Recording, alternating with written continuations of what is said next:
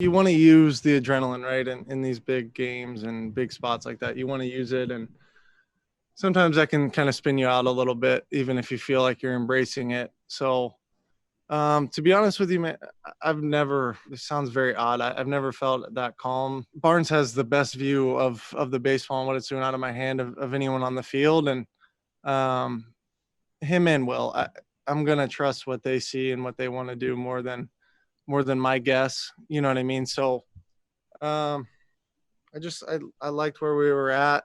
I've failed in those moments. I can handle that failure. I've been through it and I've been good after it. That failure doesn't really scare me anymore.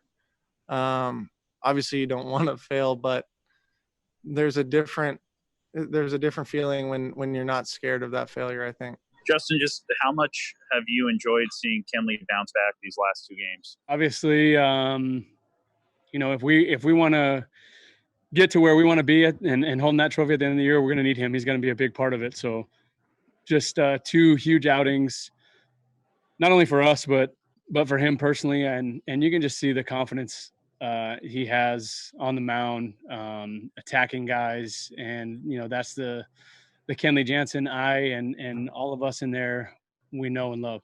This has been, a tough, challenging year, from different perspectives, but in some perspectives, it's been his best season. But to continue to stay focused and be ready when called upon, and the game's honoring him. So couldn't be more happy and proud of him. Corey, specifically with Fried's curveball and slider, how much of the game plan changed against those pitches between game one and now? We weren't really sure game one. You hadn't faced the guy. You don't really have that much knowledge. You kind of watch him throwing against other teams, but you're kind of different. Guys normally pitch us differently, so it's a battle that first game to kind of see it out, feel it out, and do what you can to score runs. And he got us the first game, and we were able to jump on him today early. Dave, you said yesterday that Mookie had the play of the year. So where would you rank the one that he made in right field? I think a tick behind last night's play, but it just shows the athleticism, man. Because, I think right there, Walker was kind of stressing a little bit.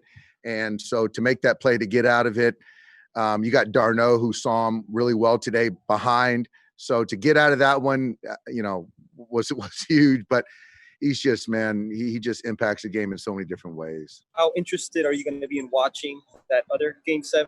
Yeah, you'll pay attention to it a little bit, but tonight's all about refocusing on tomorrow.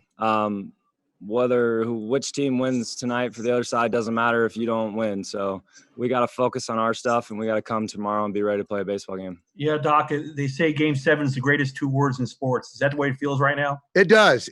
I'm still sort of recovering from this one, but already thinking about Game 7. And absolutely, Bill, that's what you live for, man.